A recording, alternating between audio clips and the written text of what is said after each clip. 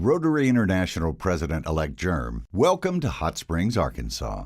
Thank you for traveling here to join us in celebrating the 100th anniversary of the Rotary Club of Hot Springs National Park. We are honored to have you here. We'd like to use this video to tell you a little bit about our community and about Rotary in Hot Springs.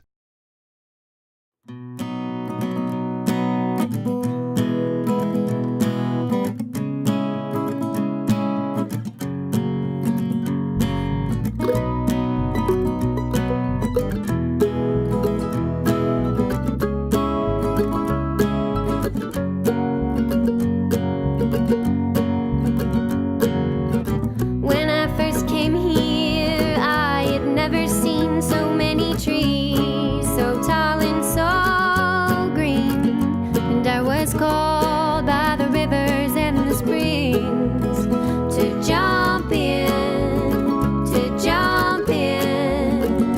oh, oh, what a beautiful place, oh, oh, what a beautiful state, because the natural state naturally puts me in a state of joy and wonderment. Beautiful scenery all around. I stand on sacred ground, from the deltas to the mountains, and I am filled with awe here in Arkansas. Here in Arkansas.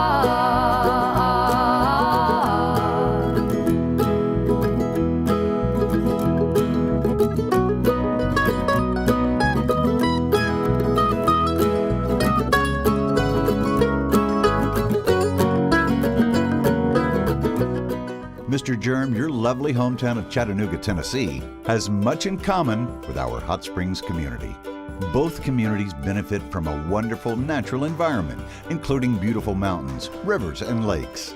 Hot Springs and Hot Springs Village are located at the eastern end of the Ouachita Mountains. This small mountain range runs some 200 miles from east to west, extending from Hot Springs into the state of Oklahoma. Our community is also located at the edge of the beautiful Ouachita National Forest. This 1,800,000 acre national forest was set aside by President Teddy Roosevelt in 1907.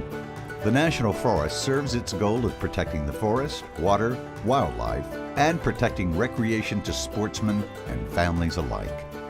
The Hot Springs area is blessed with an abundance of beautiful lakes. The small, pristine Ouachita River flows through our county.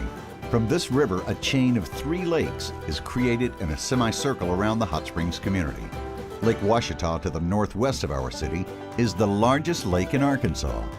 This lake has over 700 miles of shoreline and holds 1 trillion gallons of crystal clear water.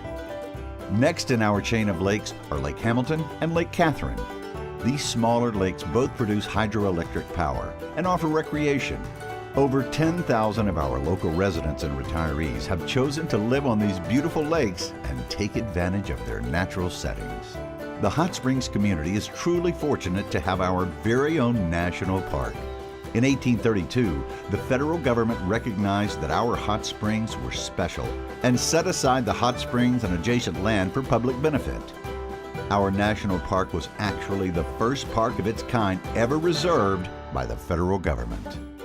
Our unique park is a small urban national park that is located both in the middle of our historic downtown and adjacent mountains. Our national park encompasses both beautiful downtown Bathhouse Row with its refurbished historic bathhouses and also miles and miles of scenic drives and trails. Our Hot Springs community is comprised of 2 communities. In 1969, a major retirement community developer purchased 35,000 acres 15 miles north of here and established the gated community of Hot Springs Village. This new community is larger in area than the city of San Francisco and is home to over 13,000 residents. This is the largest private gated retirement community in the United States. With 9 golf courses and 11 lakes, the village offers retirees and residents of all ages an active lifestyle. Our community provides our millions of visitors with a cornucopia of resort and recreational activities from which to choose. Families can enjoy our theme and water park, Magic Springs and Crystal Falls. A golfer can choose from over a dozen 18-hole golf courses located throughout the county. The fishermen can catch big bass anywhere along our 40 miles of lakes. The thoroughbred race fan can enjoy some of the best horse racing in America every spring at Oaklawn Jockey Club. Historic downtown has become a wonderful home for our booming arts community. Dozens of art galleries line our downtown streets. The film buff can enjoy the annual Hot Springs Documentary Film Festival. The music lover can take advantage of the Hot Springs Music Festival and the Hot Springs Jazz Festival. Big-name entertainers such as Tony Bennett and Dionne Warwick provide frequent concerts at the Bank of Ozarks Arena or at Oaklawn Jockey Club. No other facility better captures the beauty and special character of our community than the lovely Garvin Woodlands Garden. This 200-acre botanical garden, located on the shores of Lake Hamilton, offers world-class gardens in a natural woodland setting. President-elect Germ, now permit us to tell you a little bit about our Hot Springs National Park Rotary Club. The Hot Springs National Park Rotary Club is one of 5 Rotary clubs located in the Hot Springs and Hot Springs Village communities. These 5 clubs have a combined membership of over 400 men and women. Since 1970, the Hot Springs National Park Club has sponsored the formation of 3 of these new clubs. We are pleased to report to you that the Rotary clubs in our community are vibrant and dynamic.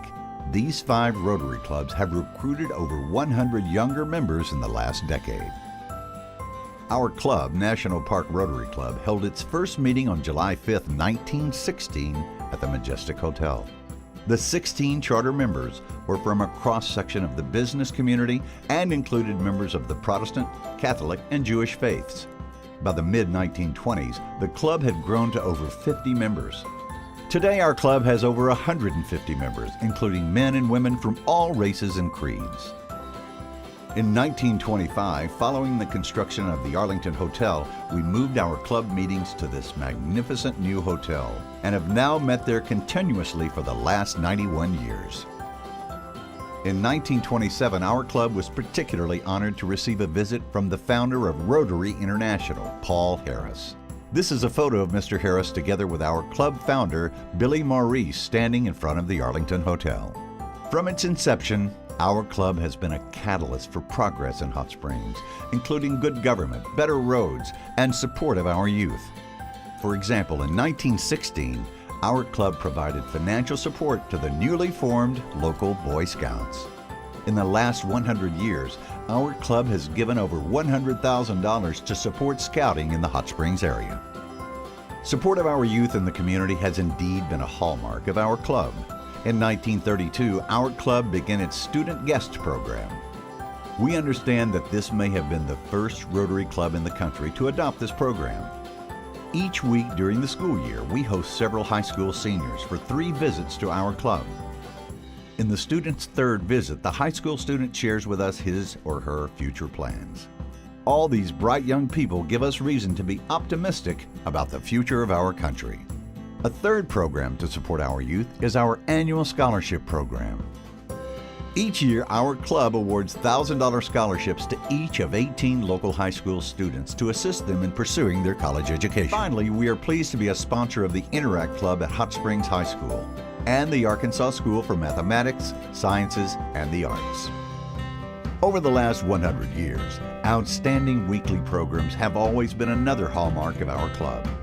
We have been honored to have guest speakers ranging from statesman and famous orator William Jennings Bryan in the 1920s to Congressman Sam Rayburn, who was Speaker of the United States House of Representatives in the 1950s. We have also been fortunate to have several annual programs presented by the then reigning Miss America. Additionally, the reigning Miss Arkansas visits our club during the annual Miss Arkansas pageant. In the 1980s, we were honored to have as our guest speaker on 2 separate occasions, Director of the United States National Park Service, William Penn Mott. In his speeches to our club, Mr. Mott encouraged our club and our community to think big about the future of both our town and our national park. our club has actively supported the programs of Rotary International. Since the beginning of the Polio Plus campaign of Rotary International in 1985, our club has donated more than $75,000 to support this important global program to eradicate the scourge of polio. President-elect Germ, as the final part of this video program, we would like to report to you about a very successful project of our club in the 1980s. Our club was always known as the Downtown Rotary Club. But in the early 1980s, our club became concerned about the deteriorating condition of our downtown and our national park. In 1985, our club took on the challenge of improving both our national park and our downtown. Our club also worked with other community organizations to form the Central Business Improvement District. This resulted in the installation of new downtown sidewalks and streetscapes. In no small part because of the efforts of our club, our downtown and national park has regained its historical charm and beauty. To tell you more about this project of our club, we have asked retired National Park Superintendent Roger Giddings to share with you his memories of our club's efforts work with the United States National Park Service to improve our national park and our downtown. I was a member of the Downtown Rotary Club for over 30 years, and during that time, one of the most exciting periods was in the early 1980s, and a part of the reason is that in 1981, Roger Giddings was moved here as the superintendent of Hot Springs National Park. He came to us from Grand Canyon National Park. And Roger's had a distinguished career with the Park Service, and he's been a member of this Rotary Club for many years, and I'm happy to be talking with him here today. Roger, when you came to Hot Springs in 1981, what was the condition of the National Park and of the downtown area? Well, the National Park, and especially Bathhouse Row, were in great decline. The thermal water bathing program had dropped from a little over 1 million baths in 1947 to just a tad over 100,000 in 1981. And 4 of the 8 bathhouses had closed. And in the next 4 years, 3 more closed. So 7 of the 8 historic bathhouses were not operating. They were empty. Only the Buck staff was still operating. So we were in serious trouble. What was happening in the rest of the downtown area during this time? It was also in decline. It had many older structures, a little bit like the bathhouses. And a big item was that in 1982, a super nice shopping center or mall was built about 5 miles south of the downtown area. And with it went some of the downtown's major stores, the anchor stores of Dillard's, Penny's, Sears, and there were others. And then later on, there were even more that left, and it was a serious time. Sitting here in 2016, we have most of the bathhouses are in use. The visitor center sees thousands, hundreds of thousands of visitors every year. What do you think was the catalyst for all this change?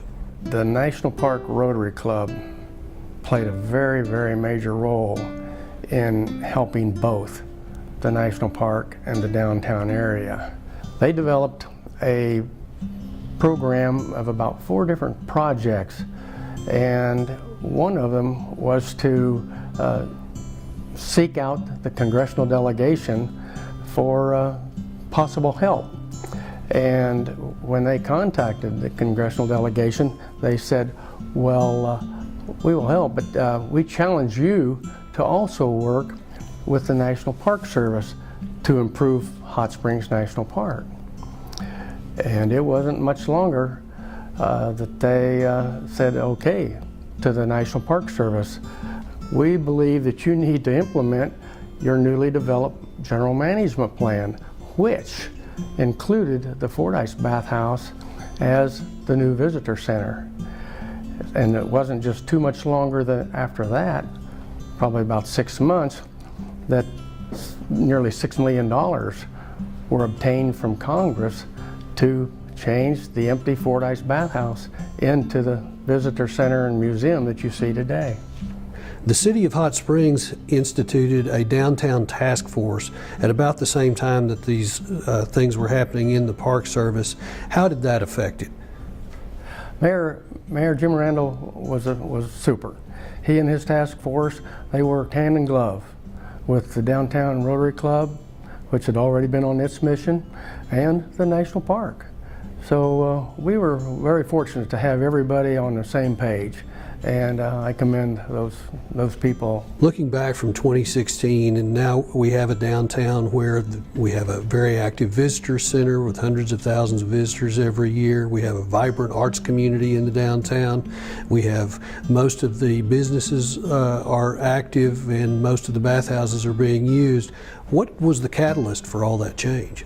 I think that the Fordyce Bathhouse Visitor Project was really the catalyst to have them develop a program of Central Business Improvement District, using their taxes on their own properties. New utilities were placed to the buildings, sidewalks were replaced or repaired, a new streetscape of lamps comparable to those in the National Park on the Bathhouse Row, benches, you name it. It was a major improvement program that they did.